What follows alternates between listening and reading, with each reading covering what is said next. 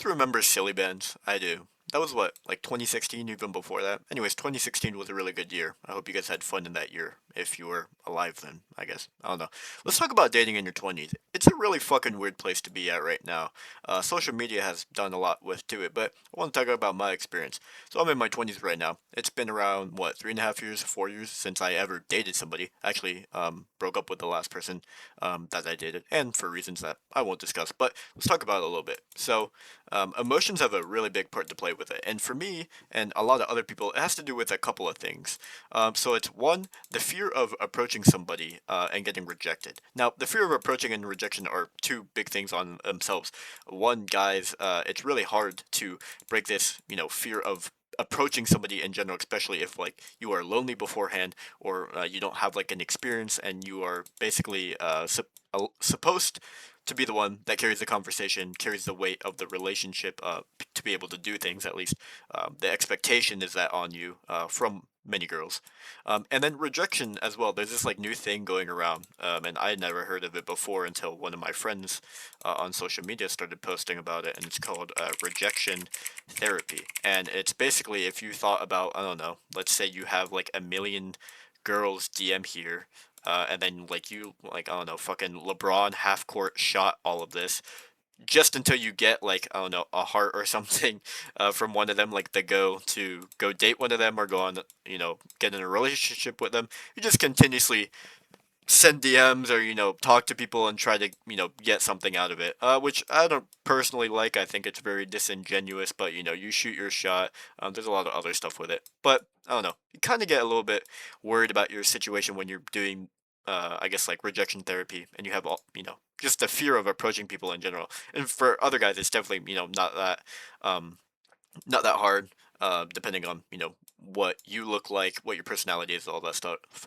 Another thing is that you might be confused. So this is a very common, like they have situationships, they have like friendships, you have like all these sort of things that in terms that people make up. But the main thing is if you have a relationship with somebody currently, and maybe you want to think that you could be more than friends with that person, friend zone, situationship, stuff like that. You tend to be a little bit confused because as a guy, you're kind of wondering, do I approach this person differently than before and admit that? Or because I don't want to ruin my current relationships and the things that it will impact around me, do I just stay quiet? And a lot of the times, the guys, they will kind of just stay quiet and they'll just be stuck in this loophole because they don't want to ruin relationships that they already have built. And that's something, I don't know, for me at least, is something that I want to maintain. So I typically will not, I will typically be confused and just like not do anything. For other guys, it's different. Another thing is, and this might just be a me thing, I'm a little bit retarded, but I don't really understand hints a lot of times. And that's a lack of experience. And a lot of guys don't have a lot of the experience as well, to be fair. But let me give you an example. So I was at this Chinese shop over at a convention that I was at. And so I was talking with the people at the counter, and I was telling them, "Oh yeah, I've been to China. I went to Beijing. I went to Shanghai. I did all this sort of stuff." And I, handed them. I had a Chinese yuan, and I was showing them because I keep one in my wallet. So I don't know. I thought it was pretty cool to show them. He's like, "Oh yeah, look, I've been," and stuff like that. So this lady, far right corner of the restaurant, she's looking at me. I don't even know she's fucking looking at me. My friends told me this after. Anyway, she's like, "Oh, you're from Europe?" I look at her and said, "No." Then I walk out with my Chinese food and my friends. And my friends are absolutely just bashing me outside. He's like, dude, that was the most insane layup of all time. She went directly and asked you something, and you completely slammed that football into the touchdown zone. What? I did not understand that, a girl halfway across, the room eating dinner asking me a question about a bill that I had in my hand was a layup. Now, is this a layup? I don't know. Let me know in the comments below. But it seems my friends wanted to clown on me the entire night because of that. I didn't understand it, but I digress. But another thing that you should think that is important is that how do you unchop yourself? Chop we use as an example of like you're ugly, you're not smart, you don't have monetary value, etc., stuff like that. But I will tell you that it's kind of real in the sense. So let me give you an example. There's quite a few things that I realized that mattered. You can see my transformation here. At least physically, I feel a lot better. Um, but anybody that tells you that looks don't matter is an absolute dipshit. I'm not gonna lie. So there's things that matter: how you look, how you act, and how you act and how you look are basically equally as important. Now, some people say, personality and stuff like that. You could not tell me if two people had the exact same personality and they have different physiques, like this one over here versus this one over here versus this one here, that you would not treat them differently. Good and genuine people would treat them the same, but we live in a world where that is not true, right? So everyone's always going to want to pick, the person with a good personality and a good physique if they can, right? That is just like desirable by human nature. That is just realistic. That's factual, right? But in my case, like I came into college looking like this. I was a complete fucking bum, bro. Look how big I was, and that was jeez, that was 2 years ago. And then this is me 2 years later after I lost all of that weight, and it took me so long because I don't know what the fuck I was doing. I never trained in the gym before. I never went on a diet. I just came into college thinking, oh, everything's gonna be fine. But when you start to look around, you start to compare yourself. And I give this example in another video. You have two options when you start comparing yourself. You can do one of two things, and I'll give those to you. So we're gonna go down here. You can do one. You can give up and be a chud. Two, do something.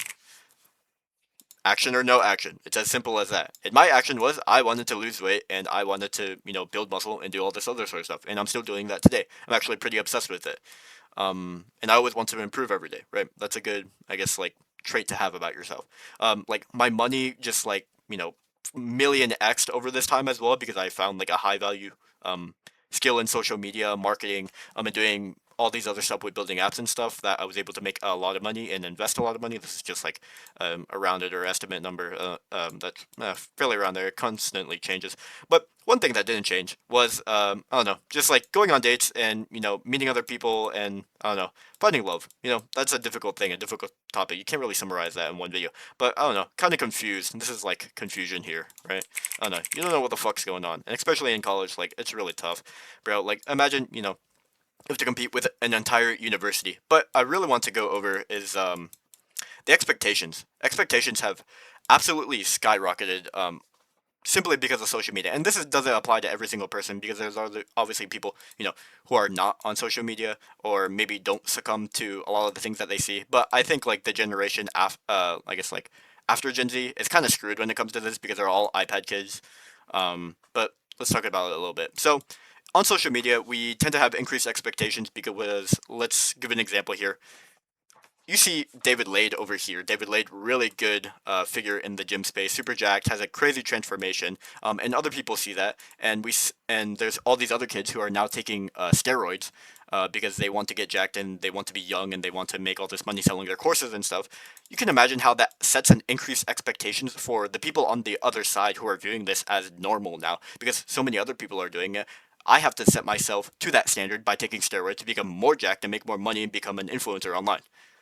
That's like a whole nother scenario that I want to talk about in the future. But you can see how a lot of different things where a lot of people start to do it in a generation starts to add up and starts to become the normal thing that is supposed to be done. And in a lot of these cases, it's pretty negative because it impacts all the social relationships and ways that people meet and how people will view the other gender. And this obviously goes towards more physical, social, and financial being. I think these are probably some of the biggest factors when you look at I guess the whole picture within dating when you're younger, at least. And I want to emphasize when you're younger. um, and a big thing, and I also heard this on a podcast. I forget what podcast, but average people now want above average partners. Now, whether you think that's fair or not is up to your own interpretation sort of things. But I don't know. I just don't feel really good about that. Average people want above average partners. Like, I guess it's more so the commitment that you're giving into a relationship is less than that of the person who is above you. But, what are you really providing of value? Or maybe this person above you doesn't want you to provide anything. Just sit there and look pretty like, I don't know, like the princess from Clash Royale or something like that. Right? So, that is up to your own interpretation. I personally don't think this is like very good, like narrative to have in our generation, especially when a lot of people don't have jobs. We're all broke. Like, can't even have families. Like South Korea's like what their birth rate is like completely declining and stuff like that because they can't afford to do. There's all these sort of things. But I think this is really important to note down here.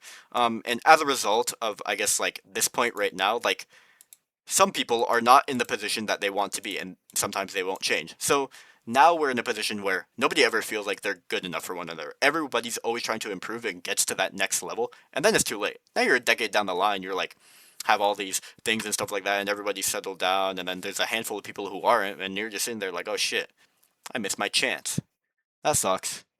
Yeah, but here's an example. So I found this really interesting, and I don't know how up to date these are. My friend sent me this from Statista, so it should be pretty reliable, and it's also from Stanford, so that's interesting. How couples met. And this is from 1995, obviously you can see, to 2017, and online. So this is probably like all the dating apps. So this like increases definitely from dating apps, social media, stuff like that.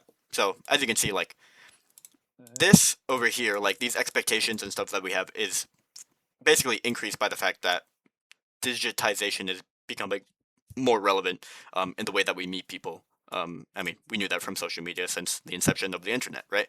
So, but yeah, you can see like through friends is decreasing, online obviously exponentially increasing, and all these other ones kind of like a downtrend. The bar and work one is interesting as well.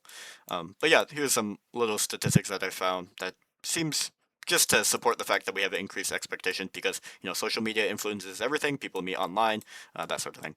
But let's talk about, I guess, this last thing. So I took this general attachment thing that my friend sent me, and I was categorized as this, which is fearful, avoidant slash disorganized. Now I had no idea what the fuck that meant.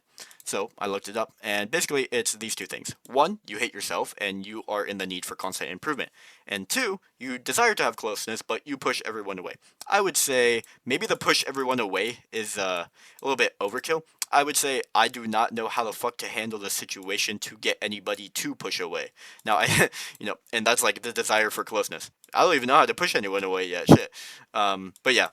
Uh, and also, ending in college is harder to connect. This is separate from this, but this is another note that I had. When you're ending college, it's like I feel like a lot of the time you're supposed to meet them through there. I guess like if we go look back at this, it's like 19 to 9%. I don't know how accurate that is. I feel like a lot of the people that I meet either meet them from school or college, or work and stuff like that. So it's very interesting to see that it's downplay. So yeah, I don't know. That was today's video. Just some stuff I've been thinking about and talking with some people about that I think is relevant and important. Let me know if any of this information is relevant to you. I'll see you guys tomorrow.